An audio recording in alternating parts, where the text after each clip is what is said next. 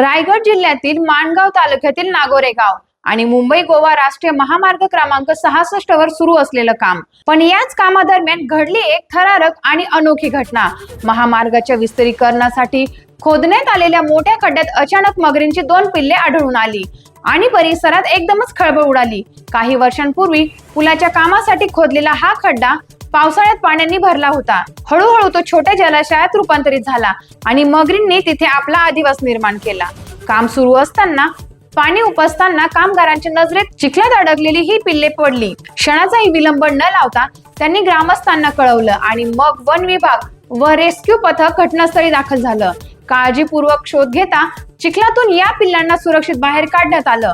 सुमारे 2 ते 2.5 वर्षांची आणि 3 फूट लांबीची ही पिल्लं असल्याचं समोर आलं आहे. आवश्यक वैद्यकीय तपासणीनंतर या दोन्ही मगरींच्या पिल्लांना त्यांच्या नैसर्गिक अधिवासात सुखरूप पोहोचवण्यात आलं. कामगारांची सतर्कता आणि रेस्क्यू पथकाची तत्परता यामुळे 2 निष्पाप जीव वाचले.